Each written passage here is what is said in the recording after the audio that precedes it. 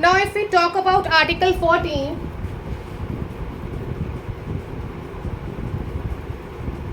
in Constitution, ठीक है, Article 14 in Constitution.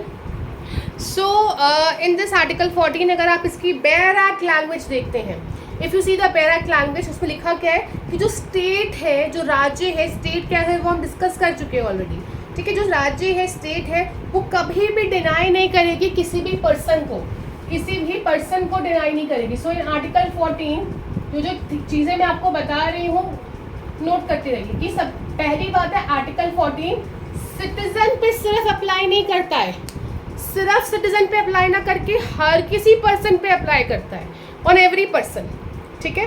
वो किसी भी पर्सन को डिनाई नहीं करेगी. क्या डिनाई नहीं करेगी? दो चीज़ें, इक्वालिटी बिफोर लॉ, लॉ के सामने समानता, ठीक है, इक्वालिटी बिफोर लॉ.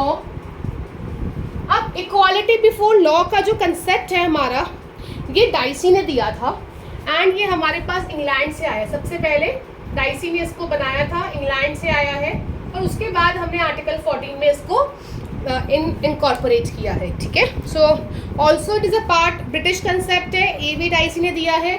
अगर इस कंसेप्ट को हम बोले, इस कंसेप्ट को हम रूल ऑफ लॉ भी बोल सकते हैं, ठीक है. We can call it as rule of law as well. फिर state shall not deny, state कभी भी मना नहीं करेगी किसी भी पर्सन को, किसी भी व्यक्ति को, किसी भी पर्सन को, इक्वालिटी बिफोर लॉ.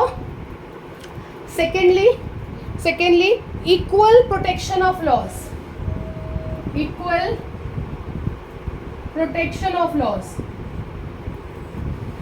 लॉ, सारे के सारे लॉज का संरक्षण, ठीक है. Equality before law and equal protection of laws. यहाँ पे कुछ ध्यान देने योग्य बात क्या है, यहाँ पे सिर्फ लॉ लिखा है और यहाँ पे लॉज है, बताऊंगी मैं अभी आगे आपको, ठीक है. अब ये आपका यूएस कंसेप्ट है, ये भी पूछते हैं, जैसे जेएलओ में अगर हम देखें पूछेंगे, सोर्सेज बहुत पूछते हैं. सो यहाँ की बात है इक्वालिटी बिफोर लॉ, ये हमने कहाँ से डिराइव किया है? We have derived it from this thing, your British concept, Dicey and ये यूएस, ठीक है. आप कोई भी एग्जाम्स देते हैं, ये चीज़ हर जगह पूछती हैं, ठीक है. चाहे वो आपका लॉ एंट्रेंस का एग्जाम हो, चाहे वो आपका जुडिशरी का एग्जाम हो, चाहे वो आपका जेएलओ का एग्जाम हो, कोई भी हो, अपकमिंग जो भी एग्जाम्स हो, ठीक है ना. अब आगे चलते हैं, इसी पर ही थोड़ा सा ए.वी. डाइसी ने बोला क्या. ए.वी. डाइसी ने कुछ 3 चीज़ें बताई. डाइसी की कंसेप्ट में, रूल ऑफ लॉ में, in detail rule of law अलग है, बट यहाँ पे जो मुझे आपको बताना है वो डाइसी से, डाइसी का जो रूल ऑफ लॉ का कंसेप्ट है उनका ये है कि एवरीवन, हर कोई पर्सन इक्वल है, एवरीवन इज इक्वल, मतलब आप भी इक्वल हो, मैं भी इक्वल हूँ, सब इक्वल है. बट जब हम रिजर्वेशन देते हैं, रिमेंबर, जब हम रिजर्वेशन देते हैं यहाँ पर, तो रिजर्वेशन देना इज नॉट इक्वालिटी नाउ, क्योंकि ये बात कर रहा है हर किसी को इक्वल करना. हम रिजर्वेशन में क्या करते हैं, उन पर्सन्स को जिनको रिजर्वेशन की रिक्वायरमेंट है उनको एक अलग श्रेणी कर देते हैं, और उन रिजर्व्ड पर्सन्स में इक्वालिटी करते हैं. तो इक्वालिटी अमंग इक्वल, वो क्या है? इक्वालिटी. यहाँ पे ये बात करे डाइसी कि हर कोई इक्वल है लॉ के सामने. तो अकॉर्डिंग टू डाइसी अगर हम देखें, रिजर्वेशन होना ही नहीं चाहिए. नेक्स्ट ये बोलते हैं सारे पर्सन सेम ऑर्डिनरी लॉ, सामान्य विधि के अधीन होंगे, सारे पर्सन सेम लॉ के अधीन होंगे, राइट. एंड लास्टली कोई भी स्पेशल प्रिविलेज किसी को भी नहीं दिया जाएगा. This is what according to Dicey, ये जो है डाइसी ने बताया है. बट अगर हम देखें ये बहुत एक इल्यूजरी कंसेप्ट है. वाई?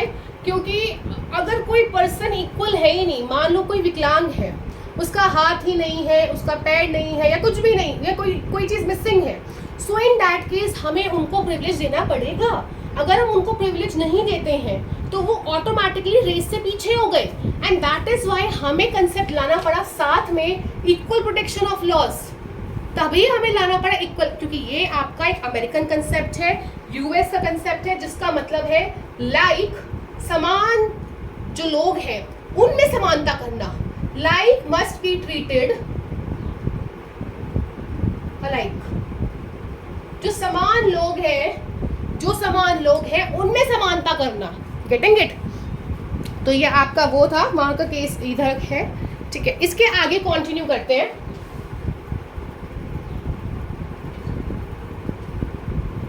ना अगर हम इसके आगे देखते हैं, सी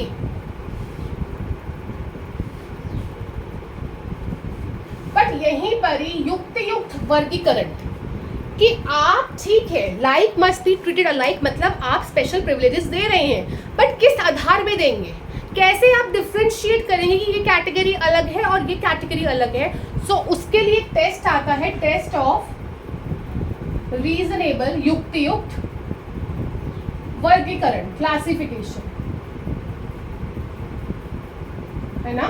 टेस्ट ऑफ रीजनेबल क्लासिफिकेशन हमारे पास आता है।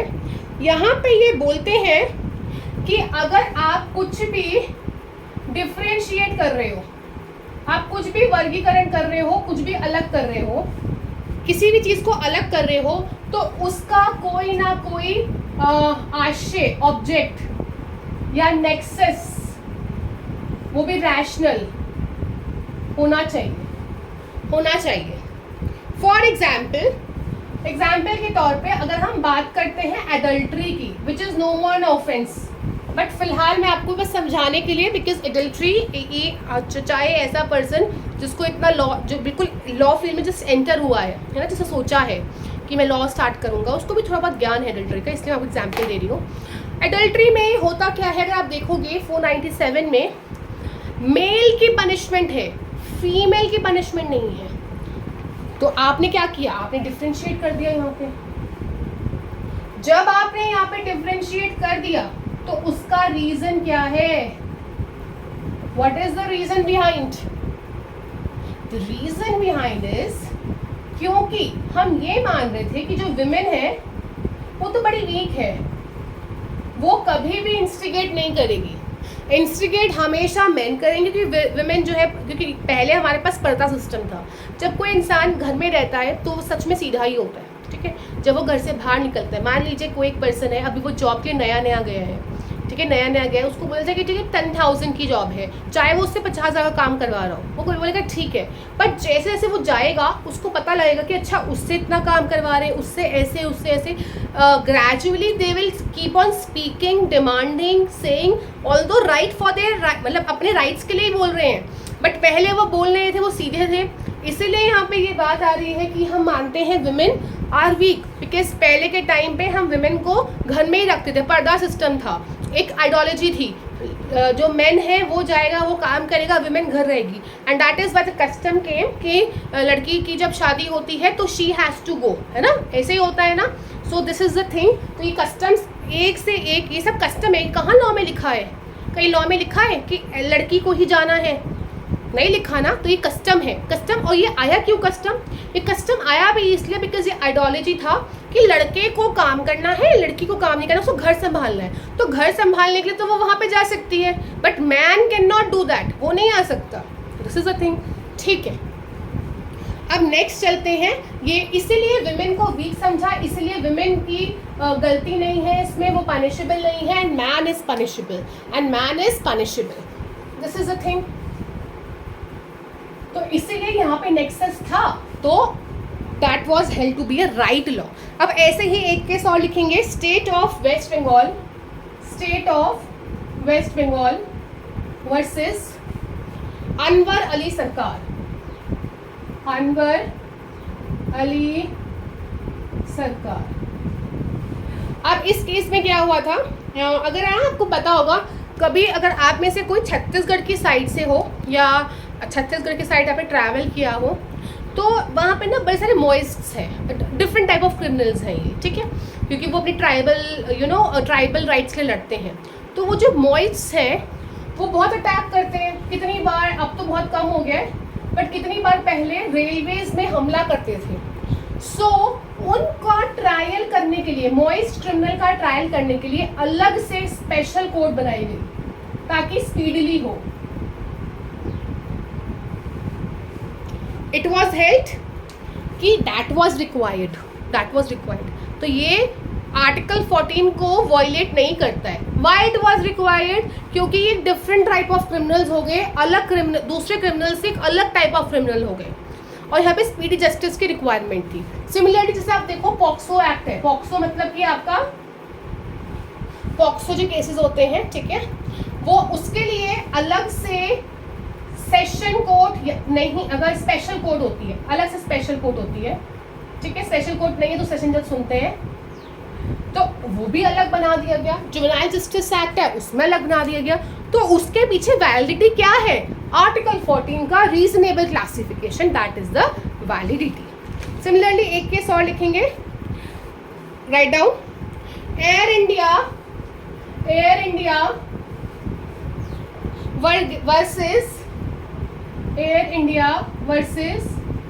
वर्सेस नरगिस मिश्रा।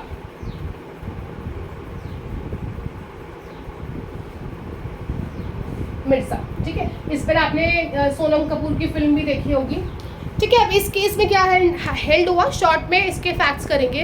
तो क्या था इसमें ना, कुछ चीज़ें बता दी गई कि जैसे जो एयर हॉस्टेस होती है, अगर वो बन गई तो एक तो वो शादी नहीं कर सकती, पहली चीज़, ठीक है, कुछ टाइम तक, फाइन। उसके बाद प्रेग्नेंट नहीं हो सकती, अगर शादी कर ली है, एक ड्यूरेशन बता दी, इतने टाइम में शादी नहीं कर सकती, फाइन।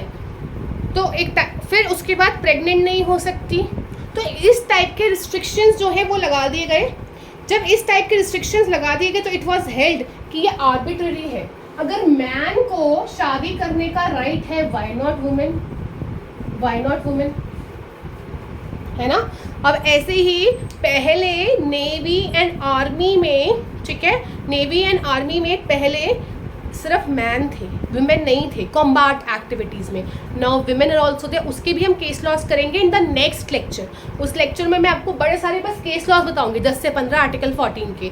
यहाँ पे तो हम लैंडमार्क केस लॉस की बात करें, नॉट द रीसेंट वन, ठीक है। इसके बाद एक और केस लिखेंगे, इंदिरा नेहरू गांधी वर्सेस राज नारायण। इस केस में बताया गया दैट जो राइट टू इक्वालिटी है, that is your basic structure. तो आप इक्वालिटी को, एंड ऑल्सो हम प्रियम्बल में भी देखते हैं ये, तो आप इक्वालिटी को कभी भी वंचित नहीं कर सकते, ठीक है। Now last case for today of article 14,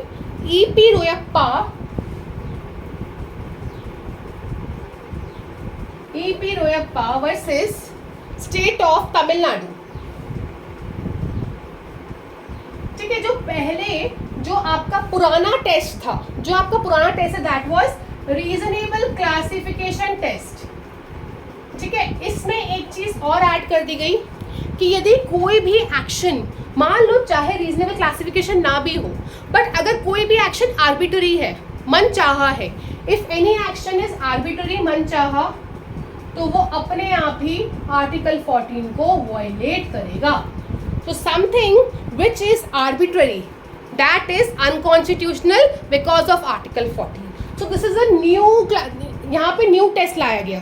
तो जो हमारे पास पुराना टेस्ट है वो है टेस्ट ऑफ रीजनेबल क्लासिफिकेशन, उसमें कुछ चीज़ें ऐड कर दी गई, जो चीज़ें ऐड कर दी गई दैट इज आर्बिट्रेरीनेस नहीं होना चाहिए, जो कि हमारे पास आया E.P. Royappa versus state of Tamil Nadu से।